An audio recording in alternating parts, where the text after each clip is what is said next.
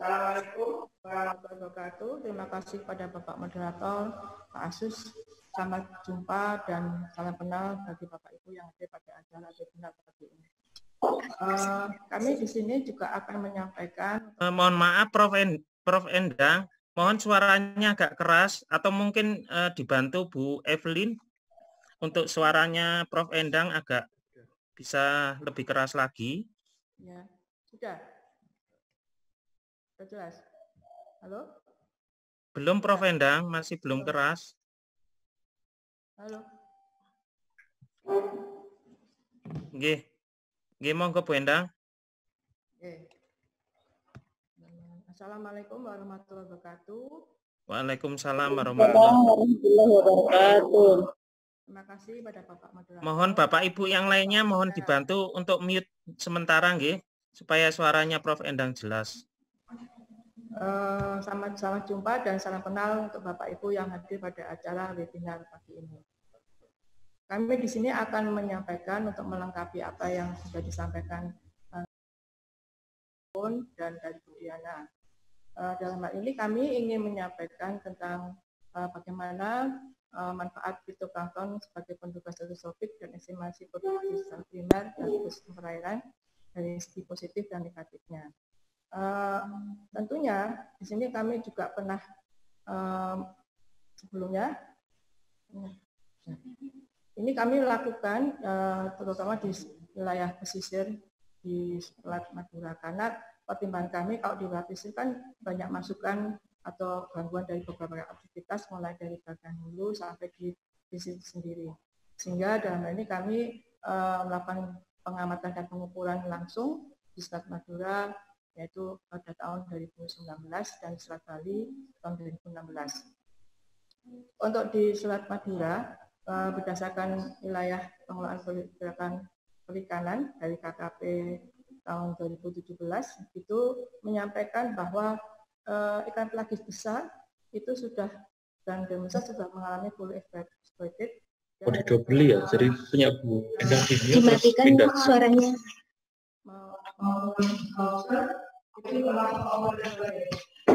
Dan juga disampaikan di sini bahwa Selat Madura itu khususnya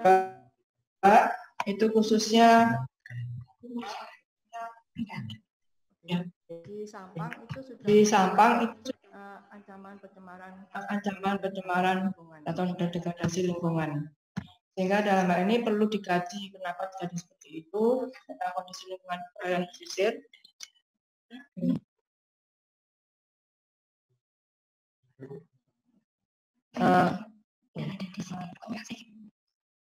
Aku ini ada gangguan teknis.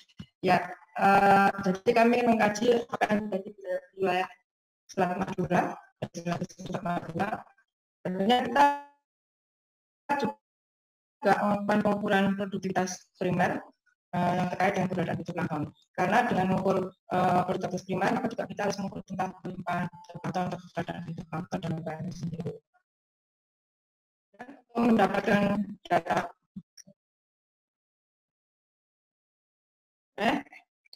dengan mana pakai yang mana jadi begitu.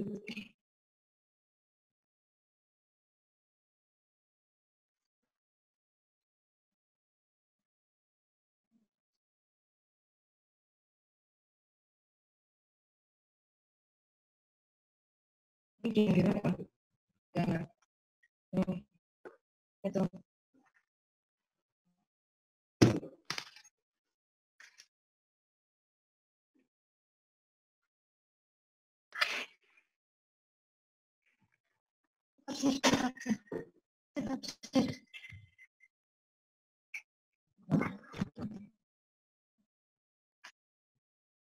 Bisa pakai ini.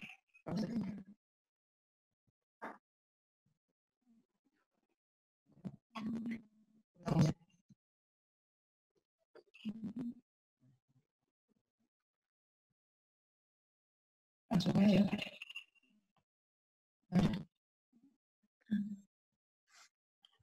Mohon maaf Bapak Ibu, mungkin ada gangguan teknis sedikit nggih terkait dengan suara ini masih kami perbaiki. Bagaimana Prof. Endang, Bu Evelyn? Ya, ini lagi diperbaiki, maaf. Ya, lanjut aja ya. Yang ketiga tadi. Jadi ternyata memang di daerah Selat Madura itu sudah mengalami fully exploited, terutama ikan vertikal dan demersal, dan juga ikan karang udang lobster sudah mengalami overexploited.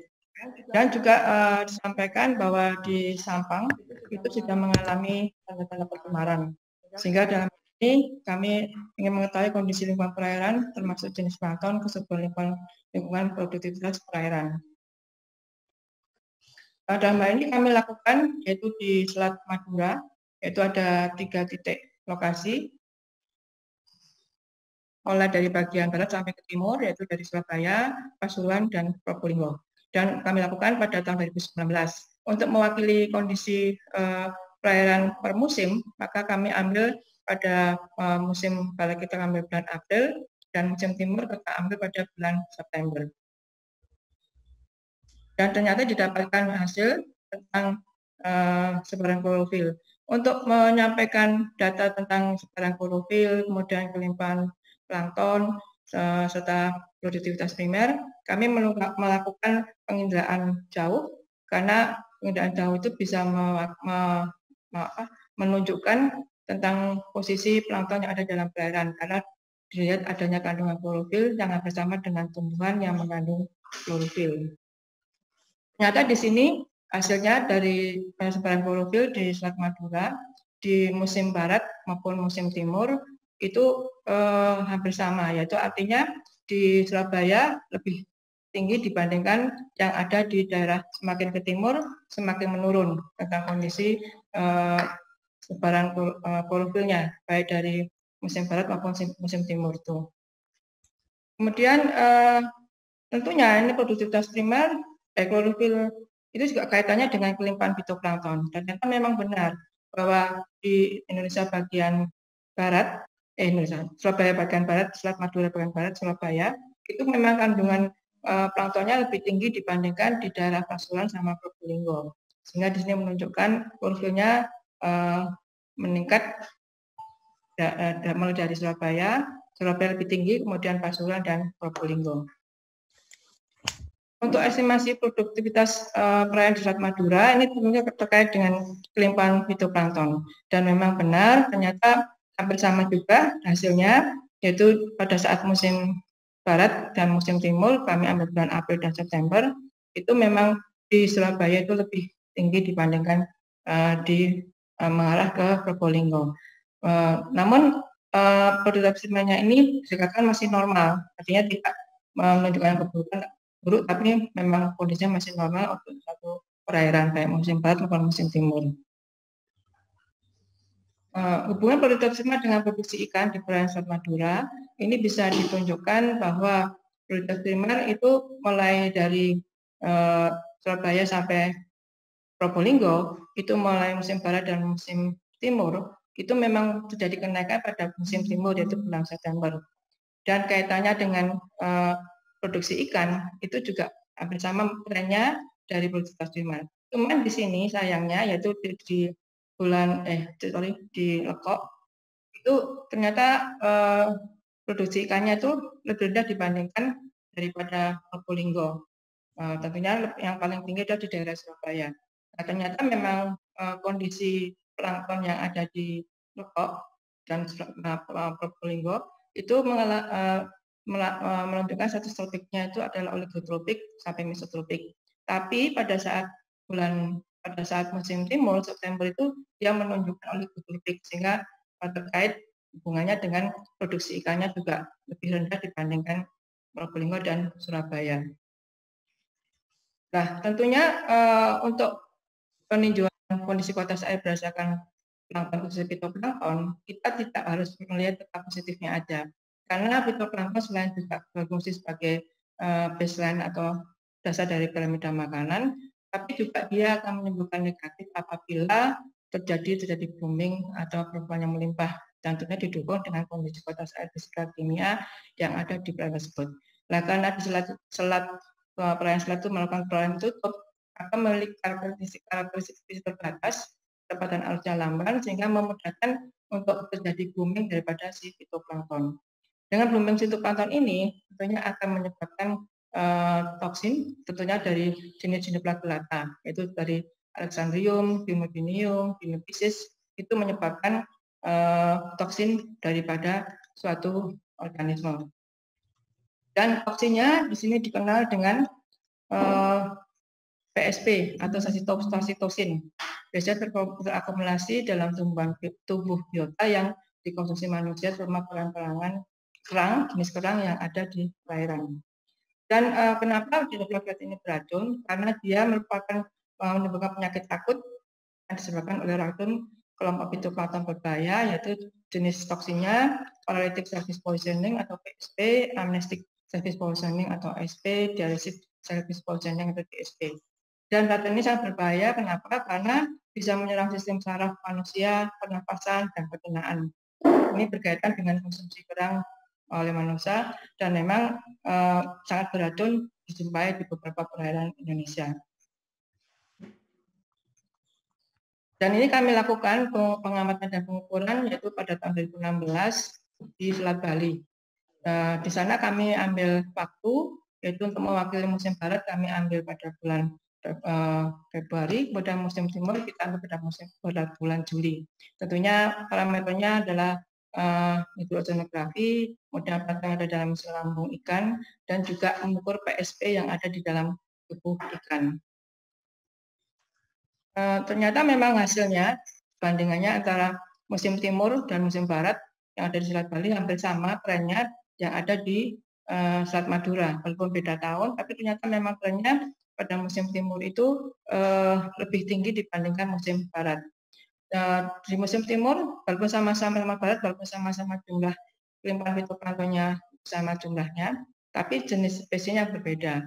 Dan terutama adalah jenis Dinoflagellatanya. Jadi kami di sini menyoroti Dinoflagellata karena jenis yang berbahaya bagi organisme perairan, begitu juga untuk manusia yang mengonsumsi produk perikanan. Untuk jenisnya Dinoflagellata itu pada saat itu yang paling banyak tumbuh Serasium spesies, Dimodinium dan Peridinium bersama antara musim timur dan musim barat. Dan secara umum jenis fitoplankton yang didapatkan dari Scelotolum monosatum ditemukan dari permukaan sampai kedalaman sekitar 20 meter. Ini contohnya adalah jenis-jenis Dinoflagellata yang berbahaya, yaitu Dinophysis, Peridinium, dan Serasium. Apalagi Serasium ini termasuk jenis yang berbahaya untuk larva ikan karena di ujungnya itu runting, apabila jadi blooming bisa merusak atau meradang atau menusuk tenggorokan si ikan itu sehingga dia tidak bernafas, atau bisa jadi dia akan terbawa atau menempel di insangnya sehingga sama saja dengan insangnya tidak bisa bergerak leluasa, akibatnya bisa terjadi lemas karena kekurangan oksigen. Komparasi kelimpahan Dinoflagellata di dua musim ternyata hampir sama. Di musim timur dan musim barat itu ternyata kelimpahannya itu mengikuti jumlah fitoplankton yang ada di dalam perairan. Kalau fitoplanktonnya meningkat, maka Dinoflagellata juga meningkat. Kalau fitoplankton menurun, maka Dinoflagellata menurun. Walaupun cuma 4% dari jumlah yang ada, namun 4% dari total, sehingga sama saja dengan satu perairan kalau terkontaminasi satu benda yang tidak kita inginkan, pastinya juga termasuk tercemar ringan, sedang, atau berat. Kemudian kita lakukan pengamatan fitoplankton khususnya Dinoflagellata yang ada di lambung ikan leburu pada saat itu pada musim timur dan musim barat. Ternyata memang benar mengikuti jumlah persediaan pakan atau jenis fitoplankton yang ada dalam perairan. Karena si ikan leburu sendiri tidak bisa memilih jenis makanan yang suka nggak suka yang ada dalam perairan itu yang dimakan. Dan tentunya karena keberadaan fitoplankton termasuk Dinoflagellata dalam perairan itu tinggi rendah tergantung musim, maka juga di dalam lambung ikan juga akan berpengaruh. Akibatnya pengukuran daripada saksitosinnya di sini menunjukkan bahwa kandungan saksitosin atau toksin daripada PSP juga akan meningkat pada saat musim timur daripada musim barat karena kondisi fitoplanktonnya juga meningkat pada saat musim timur. Kemudian kita lakukan regresi hubungan antara pelimpahan dinoflagellata dengan sitosin dalam ikan lemur ternyata linear. Artinya persediaan fitoplanktonnya dalam perairan plus dinoflagellata dalam perairan meningkat, maka sitosinnya juga ikut meningkat. Sehingga dapat disimpulkan bahwa secara umum perairan jenis fitoplankton yang ada di perairan laut umumnya didapatkan Rhizophyta dan Bolophyta, dan produktif primer berkaitan dengan kelimpahan fitoplankton. Untuk faktor yang pengaruhi itu disebabkan karena baik kelimpahan fitoplankton, klorofil, produktif primer, dan produksi ikan berkaitan dengan musim, yaitu faktor fisika kimia. Musim timur itu lebih bagus atau lebih mendekati optimal untuk kondisi perairannya, baik dari fisika kimianya.